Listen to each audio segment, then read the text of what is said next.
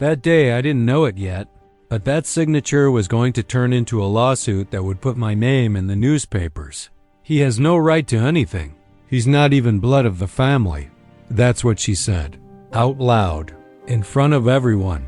The lawyer barely had time to open the envelope, the same one that stayed in my father's drawer until the very last day, sealed, heavy, with my name handwritten on it. When he placed the document on the table, I knew that something inside was going to explode, something more than just memories. But nobody, not even me, was prepared for what was about to be read. My name is Daniel Whitmore. I'm 36 years old. I live in Portland, and I work as a hydraulic systems maintenance technician. It's an honest, quiet job that requires more listening than strength. I've never had much, but I've always had enough. One rented my first apartment at 22, bought my old pickup truck at 27, and, with great difficulty, finished paying off my student loan a little over a year ago. Over the past 12 years, I've built a routine that made sense to me. No luxuries, no arguments, no connection to the surname I once carried with shame. I woke up early, made my own coffee, attended to my clients calmly, and returned home weightless. No debt, no lawsuits, no expectations hanging over my shoulders. I never wanted to go back, and I never expected anything from them. That life, that house, what it represented, was left behind for a reason I preferred not to revisit. For more than a decade, I never sent a card. I never received a call. But all it took was one envelope on the wrong desk, one unexpected signature. And now, everything I tried to keep away is about to walk through the door of my life again. And this time, I know it's going to hurt more than before. The first time I understood that love in that house was conditional, I was 9 years old. It wasn't with shouting, nor with punishments. It was with silence. I arrived home early from school that day. The house was filled with muffled voices upstairs. I put down my backpack, climbed the stairs slowly, and saw that my father's office door was ajar. They were laughing inside, but the laughter stopped when my name was mentioned. After that, total silence. I stepped back. I strained to keep the floorboards from creaking under my feet. The next morning, no one looked me in the eye during breakfast. No one said good morning. My mother walked past me with a steaming cup of tea, as if I didn't exist. My father was reading the newspaper. And it wasn't until the end of the week that I realized their silence was a form of punishment. I didn't know exactly what I had done, and no one ever explained. This type of punishment was repeated so many times that I began to understand. There, if you didn't fit into what they expected, you disappeared, even if you were present. My mother, Evelyn, was the picture of social perfection. Light jackets, clean shoes, a shop smile. She cared more about the family's appearance at charity events than about real life at home. My father, Charles Whitmore, was respected by everyone outside. A household name, someone who invested in property, donated to foundations, and gave speeches at private luncheons. But at home, he was an absence dressed in a suit. The only person who saw me was Nora, the housekeeper. She had no obligation beyond taking care of the household routine, but she was the one who taught me how to make coffee. She was the one who showed up with a small cake on my 11th birthday when my parents went out to an event and forgot the date. Nora never said she loved me, but she always left the hallway light on until I fell asleep. And that said more. There was one scene that never left my mind. I was sitting in the hallway, waiting for my mother to finish a call before we went to visit my grandmother in the hospital. I must have been about 13 years old. When she hung up, she looked at me and said, "You're not going. You're too introspective, and that depresses your grandmother." She turned and left. She didn't explain. She didn't apologize. She just let the door close behind her. And I stood there, listening to the echo of her heels fading away. It was on that day that I realized my presence was a problem. And no matter how much I tried to be discreet, proper, or respectful, they would always find a reason not to take me along. Nora hugged me that night, for the first and only time. I clung to that memory for a long time. But little by little, Even it faded. When I turned 18, I left home with 2 suitcases and no goodbyes. No requests to stay. No promises of help. It was as if they had simply opened the door and allowed me to cease to exist forever. Since then, I've never gone back. I moved on. I did what I could to become someone no one needed to accept because I already accepted myself. I worked hard. I was honest. And little by little, I stopped caring about that past. But now, with that sealed envelope in front of me, with that name stamped on it like an open wound, it's as if everything I buried has come rushing back. And I know, deep down in my heart, that will is not just a document. It's a sentence, one that will force me to look at everything that still bleeds in silence. The day after the will was officially delivered, I returned to the family home, the old Whitmore mansion, the same thing that had remained untouched for years while I was relearning how to live from scratch in Portland. The garden was over-trimmed, as if someone had rushed to keep up appearances. But what bothered me wasn't the house itself. It was the car parked out front, a brand-new black Mercedes, engine still warm. I touched the front door handle, and before I could go inside, it opened. And there was Claire, my half-sister, years without a word, without a card. Are you okay? Are you coming to the funeral? But there she was, with a rehearsed smile that didn't reach her eyes. Daniel, what a surprise, she said, pulling the door open as if it were hers. She hugged me lightly, coldly, and quickly pulled away. She wore a perfume that was too sweet, too expensive. We went inside. She didn't ask how I was. I'm so sorry about Dad, she said, setting her bag down on the living room table as if she'd just come from a casual lunch. But we need to talk about the house and other things. I asked for some time. I had barely processed the news of the death, let alone the legal ramifications. But Claire didn't waste any time. The lawyer already showed me part of the will. He mentioned you. She paused briefly, gauging my reactions. I just think it would be better for everyone if you signed a waiver. I remained silent. She continued, her voice softer, like someone setting a trap. I'm not saying this with bad intentions. You disappeared for so long. It's understandable. But now to come back and, well, I just think Dad wanted things to stay the way they always were. As they always were. That sentence hit me like a silent punch. Are you saying he wanted me to stay away? I replied calmly. I'm saying you don't need to get involved in this, she retorted bluntly. You have your life, your job, your place. Claire always knew how to hit a nerve without raising her voice. It was her talent, to trample on other people's morals with a smile, using her high heels. Before I could answer, the door opened again. I hope they're handling this maturely, said Richard, Claire's husband, corporate lawyer. He never called me brother. He never even pretended I existed. He brought a folder in his hands, thick, full of copies and documents. Daniel, he said formally, what you received isn't final yet. There are clauses and deadlines and legal risks that you might not be prepared to handle. Claire nodded as if it were an intervention. We just want to protect you, she said.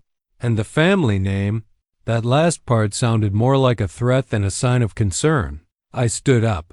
I faced them both, and I replied firmly, I came here because my family name came looking for me. I didn't ask for any of this. Claire stepped forward. You know, you've always had this habit of playing the victim, of going out and then coming back when it suits you. I was off the map for 12 years, Claire. Exactly. And now he wants to claim a mansion, an estate, as if he had been a part of our lives. Richard interrupted. We're just saying that if this is going public, there are things that could damage your image. There are details you might not know. What kind of details? I asked. Silence. Claire looked at Richard as if she had gone too far. We don't want to threaten you, Daniel, she said. But if you insist, you'll open a door that you might not be able to close later. The tension in the room was thick, the kind of silence that precedes a war. Richard then placed the folder on the table and said, You have until Friday to decide, or our lawyers will take over. I stood still, breathing deeply. I had no answers, just the feeling that they had something in their hands, something they didn't yet have the courage to show. But they were prepared. They had rehearsed that scene, the timing, the words, the tone. And I was still trying to understand what that will actually said. At that moment, I realized that I wasn't just dealing with a dispute over property. I was in the middle of something much bigger, something that had been being put together long before I knew my name still existed in that house. After that meeting with Claire and Richard, I returned to the small hotel room where I was staying, a cheap roadside motel with no receptionist at night. It had everything I needed, a bed, a bathroom, and a coffee maker that didn't work properly. I placed the folder containing the will on the Formica table, and I stared at it as if it were a bomb about to explode. I sat on the edge of the bed and stayed there. For hours. The digital clock read 3:17 when I realized I was still wearing the same shoes, and my mouth was dry. I couldn't sleep that night, nor the next two. Something inside me began to loosen, slowly, silently. I would wake up tired. I would forget to eat. The sound of cars passing by on the highway outside the window became constant, as if the world were moving on while I slowly crumbled. And then the call came. Nora had died, not because of the will, nor because of me. She was already in frail health, they said, a problem with her lungs, which worsened with an infection. But time was cruel. 3 days after I set foot in that city again, she was gone. The only person in that house who had seen who I was not what they expected me to be.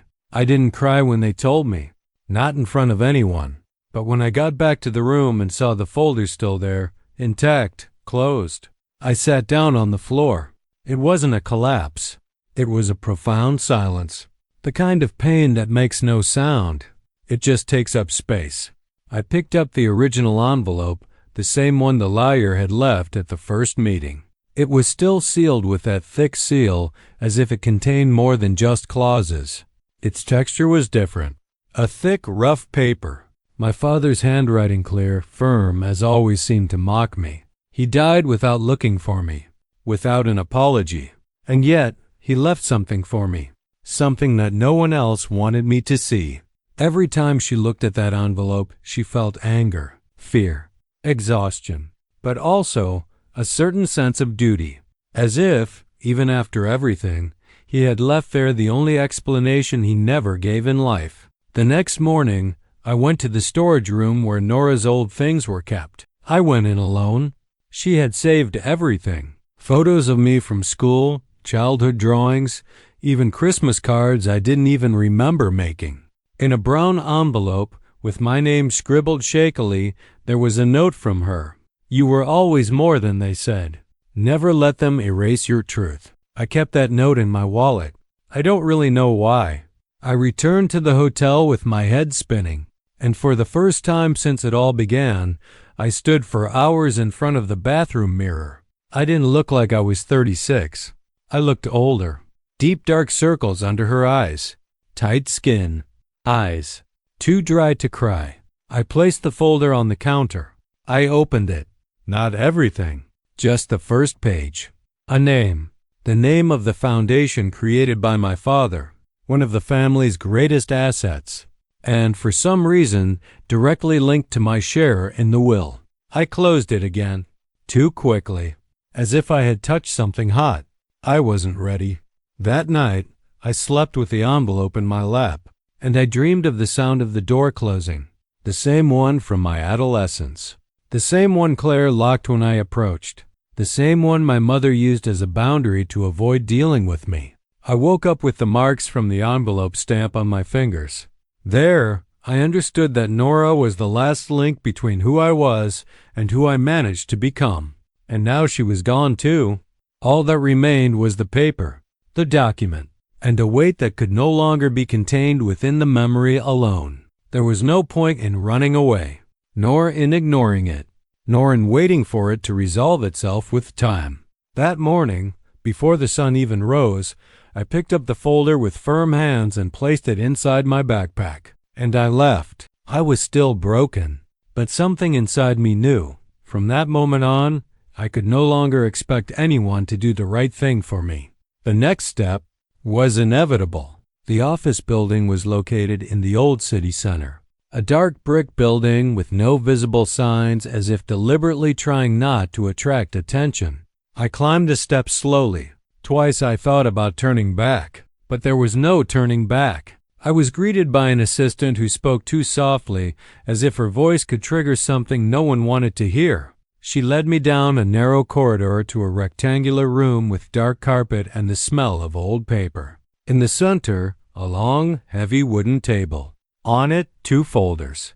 One of them, navy blue, the other, red. Claire was already seated. Impeccable black dress, phone face down, neutral expression. She only looked up when I entered, without smiling.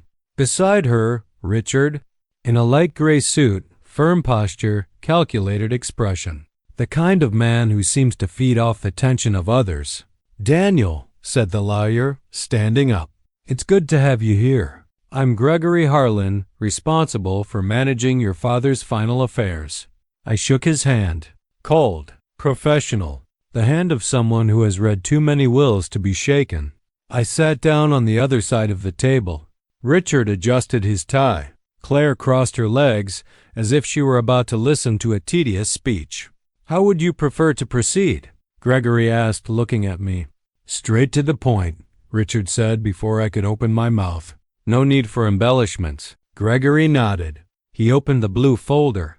"This is the official will, registered 6 years ago. The red folder contains additional documents sent by your father 2 weeks before his death. Supplementary instructions, attachments, and records he requested be included at the time of reading." He paused. "Most of it hasn't been opened yet. It will only be accessed now with everyone present." Claire fidgeted with her fingers, nervous, trying to hide it well. Gregory continued, "This will be a formal procedure. Everything will be read aloud in the presence of witnesses and recorded. Any objections will be forwarded to the legal department after this meeting concludes." The silence in the room was tense. Richard leaned back slightly in his chair. Claire cleared her throat. "Is there any clause that requires prior explanation?" she asked. Gregory flipped through a few pages with precise movements. "Some parts require attention, but they will not be revealed early." He pushed a glass of water toward me. I didn't touch it. "The reading has begun. Names, properties, small arrangements. A plot of land donated to a church. A vehicle left to a former employee. Things that seem designed to ease one's conscience, not to change lives." But then Gregory took a smaller envelope from the red folder. He didn't open it. He just placed it in front of him on top of the pages. This document was not included in the registered will. However, it was authenticated and personally delivered by Charles Whitmore with specific instructions. The clause attached to it substantially changes the division of assets. Claire stopped moving her fingers. Richard leaned in slightly. "What clause is that?" he asked, already knowing he wouldn't get an easy answer. Gregory didn't answer immediately. He took off his glasses. He cleaned the lenses with a handkerchief. "The content will be read now, but I recommend everyone take a deep breath before we continue." He looked at me. "Are you ready, sir?" I nodded, even though I wasn't sure. He calmly unsealed the envelope, as if he wanted to slow down the seconds. The tension was too thick to be cut with words. When he unfolded the sheet of paper, which had been folded in 3, the air in the room seemed to change. Gregory glanced at the first few lines, frowned, and it stopped. For a moment, nobody breathed. Then he raised his eyes and said, in a firm but slow voice, "This clause changes everything you thought you knew." He turned the page, took a deep breath, and he began to read. Gregory cleared his throat. He adjusted the papers, and he read, "I declare, with full knowledge and will, that the net worth pertaining to the property of $6.8 million located at," he cited the address of the mansion, "will not be divided among collateral heirs, but transferred entirely to Daniel Whitmore, biological son, effective immediately." The air left the room as if someone had opened a trapdoor in the floor. Claire didn't react immediately. She just glanced at the wall, trying to process it. Richard leaned forward. "That's absurd," he said, without raising his voice, but firmly. "That clause is neither legal nor ethical." Gregory maintained a neutral tone. "It's authenticated, registered at an external notary office with witnesses. Mr. Whitmore," he subtly pointed at me, "received not only the property, but full control of the Whitmore Legacy Foundation under the conditions described in Appendix C." Claire then looked directly at me, her eyes moist, but not with sadness. "He never wanted you in charge of this," she said through gritted teeth. "Never. Dad knew you were unstable. He said so. He said you were unpredictable." Gregory interrupted her. "May I continue reading?" Claire didn't answer. Richard crossed his arms as if holding back his own pride. Gregory then opened the annex. "I want to make it clear that my decision reflects not only my personal will, but a belated recognition of the truth. Daniel was unfairly sidelined, ignored, and left aside. This clause is a reparation, not a concession, and it must be fully respected." Gregory raised his eyes, paused. "Any attempt at formal contestation will be considered a violation of my expressed will." Silence. Claire stood up suddenly. "This won't stay like this." Richard grabbed her arm, but she pulled away. She took 2 steps toward the table and said, "He manipulated my father. It's obvious. What else does he have? Letters? Audio recordings? This is a hoax." I remained seated. My heart was pounding, but I didn't move. "Claire," Gregory said firmly, "there are video recordings of the document being delivered. Your father was lucid. There were 2 witnesses and a legal representative. What if he was coerced?" She blurted out. "What if that," she pointed at me, "threatened something?" That's when Richard said something that cut through the air. "We're going to take this to court." Gregory slowly closed the envelope. "It's your right." Claire was still trying to find the words, but all she could find was a whisper. "You don't deserve any of this, Daniel." "None at all." I raised my eyes. I looked at her. For the first time in years, there was no fear, only emptiness. "I thought that for a long time, too," I replied in a low voice. She looked away. Gregory then collected the documents, handed me a sealed copy, and gave another to Claire's lawyer. Richard, now standing, faced Gregory. "We will be ready. This will be challenged in every possible instance." "I imagine so," he replied. Claire grabbed her bag tightly. She left without saying goodbye. Richard followed her, but before leaving, he looked at me as if he wanted to say something. He didn't. The door closed, and silence returned. Minutes later, in the building's hallway, I received the official notification. Claire Whitmore and Richard Denning would file a lawsuit, challenging the will, accusing me of manipulation. The will didn't settle anything. He was just the beginning of the war. I still didn't know who would lose more in that trial, them or me. The courthouse hallway was narrow and cold, not because of the air conditioning, but because of the way footsteps echoed through it, as if each person passing through was about to face something inevitable. There was a smell of stale coffee mixed with wet paper. On the wooden benches outside, some people waited for their hearings. No one looked directly at me, but I felt their eyes on me. In local newspapers and on social media, my name was already circulating as the estranged son who appeared in the will and destabilized the legacy of one of the city's most traditional families. I entered the room with my stomach in a knot. Claire was sitting on the other side, impeccable as always, hair tied back, dress sober. Richard was beside her, papers in front of him, with the look of someone who wasn't there to lose. My lawyer, Thomas Ellison, was with me, a calm man, straightforward. He had told me, before we went inside, "Stand firm. You're not here to convince anyone of who you are. You're here so that the truth can stand on its own." The judge entered. The gavel falls. Everyone stands. Session initiated. Case number 3472B, Claire Whitmore and Richard Denning versus Daniel Whitmore. The opposing prosecutor was direct. Your Honor, we are facing a case of emotional manipulation, exploitation of vulnerability, and an attempt to divert resources through undue influence. We will present evidence that the will signed by Charles Whitmore does not reflect his true wishes, but was obtained under psychological pressure. My eyes didn't move, but inside, my breathing was erratic. The accused party, he continued, remained estranged for over 12 years without contact with the deceased. He suddenly returns weeks before the death after discovering the fortune involved. This is no coincidence. It's calculation. The judge, a man with a deep voice and an exhausted expression, was writing something down as he listened. Thomas, standing beside me, replied firmly, Your Honor, we contest this based on documents, video recordings, and testimonies that prove not only Mr. Whitmore's lucidity in making his decisions, but also the consistency of his final will. No clause was forced. No signature is questionable. The central document will be presented as legal and moral proof. The first witness was called, a former employee of the family. She confirmed that I hadn't visited the mansion in years. Claire smiled discreetly, but then Thomas asked, And did Mr. Charles ever mention any regrets regarding his family?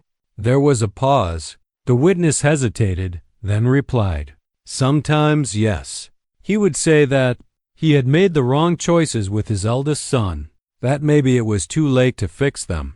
Claire crossed her arms. The tension increased with each exchange, each question, each silence.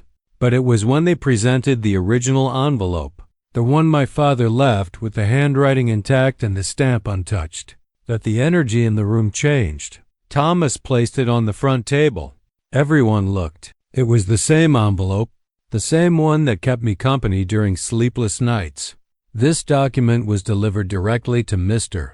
Gregory Harlan's office with clear instructions that it be read in its entirety in the presence of everyone. It is authenticated by 2 witnesses and video recorded. Claire interrupted.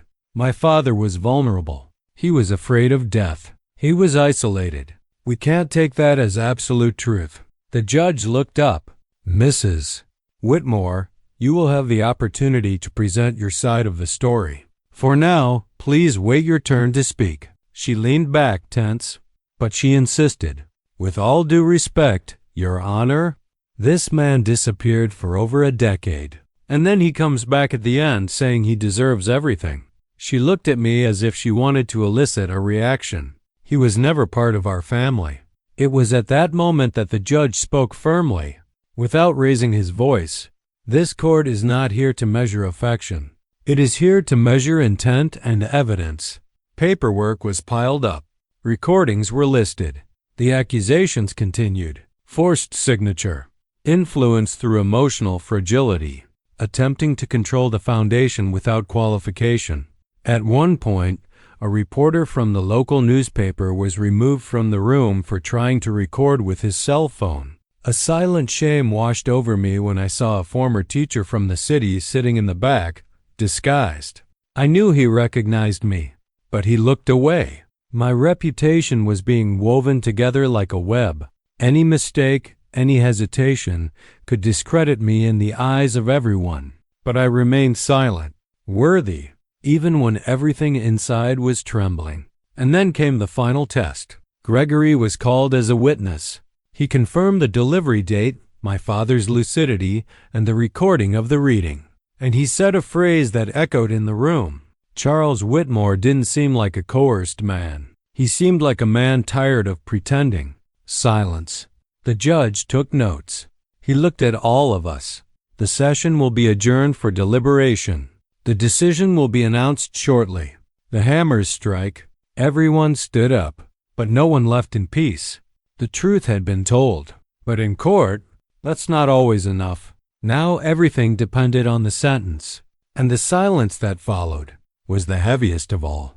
The sentence was read with neutrality. The will is valid. The deceased's wishes will be fully respected. There was no reaction, no shouts, no visible expression of victory. I sat there for a few seconds, even after the judge had adjourned. My hands were firmly on my knees, but my shoulders felt heavy as if I had aged 5 years during the trial. Claire didn't look at me as she left. She passed by me with what remained of her haughtiness, but something in her walk had changed. It wasn't anger. It was loss. The kind you don't say out loud.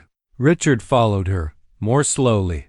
Behind him, a man who looked like a press officer murmured something, perhaps about how to handle the official statement. No one answered. I was the last to leave the room. The hallway was empty. The doors seemed heavier than at the entrance. I walked in silence, passing short glances, more respectful now. But there was no celebration in them, just awareness. Outside, the sky was cloudy. It wasn't raining, but the air felt damp and heavy. The stone bench on the courthouse sidewalk was cold. I sat down instinctively. I took the copy of the document, now officially my responsibility, out of my backpack and stared at my father's name written on the cover. I felt no pride, not even relief, just profound exhaustion. A man in a suit walked past me, slowing down for a second. "Are you his son?" he asked. "Absent." He said nothing more. He just kept walking, as if that recognition was already heavy enough. I returned to the mansion 2 days later. The key was now mine. The house was empty. The silence was different from what I remembered. It wasn't hostile. It was empty. I walked slowly through the rooms. The living room, still decorated with antique furniture. The office, where he wrote his speeches. The guest room, where I stayed when I was still trying to fit in. I opened a random drawer. There was a photo of me as a child next to Nora. I didn't even remember that moment, but she was smiling, and so was I. I kept the photo with me. The following day, local newspapers printed the decision. The Whitmore Foundation will be managed by the eldest son following a court decision. The article was honest. No distortions. But the comments on social media were already carrying their own versions. He disappeared for years and only came back to get what he wanted. Justice must be served, the father chose. Rich families always have secrets. I didn't read them all. It didn't make a difference. I spent the week sorting out paperwork, signing documents, listening to advice from accountants, proposals for restructuring the foundation, and requests for meetings with former partners.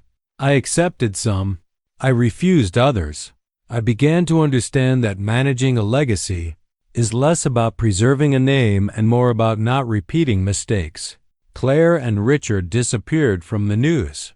The social circle to which they belonged, now more cautious, began to subtly distance itself. She was removed from 2 boards she chaired. Richard had a partnership proposal put on hold. No public humiliation, just silence, the kind that carries more weight than words. I walked to the old garden of the mansion one afternoon.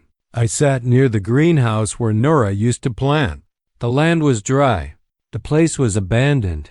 I understood then that yes, I had won the case, but he hadn't returned unscathed. I inherited a house that wasn't a home, a name that never protected me. It was a story that now needed to be handled with maturity, not with resentment. Someone asked me, weeks later, "So, did you win?" I replied calmly, "I just stood there. The rest, I still don't know what it means." That night, I sat in his office. Low light, no sound. The original envelope was there, intact, preserved in a frame. I still didn't know if that was forgiveness, or just an emotional debt left unpaid too late. But one thing I felt, with clarity. The story hadn't yet closed inside me. The following morning, I opened the windows of the house for the first time. The air surged in heavily. The curtains, which seemed unmoved for years, swayed slightly. I walked slowly down the hallway. I was in no hurry. No one expected anything from me. I stopped in front of the hallway mirror, the same one I used to look at myself in years ago before sneaking out the back door. This time, I stayed there a little longer. In the office, the framed envelope was still on the desk. It wasn't a trophy, nor a souvenir. It was just the last piece of a story that I now knew I no longer needed to carry with both hands. I opened the drawer next to it and put the envelope there. Without locking it, without hiding it, I left the empty frame on the shelf. Some things deserve to be remembered simply for the space they occupied.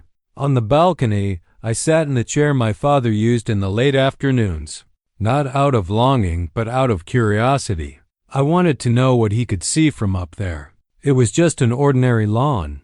A few trees, the rooftops of the neighborhood, the distant sound of a lawnmower.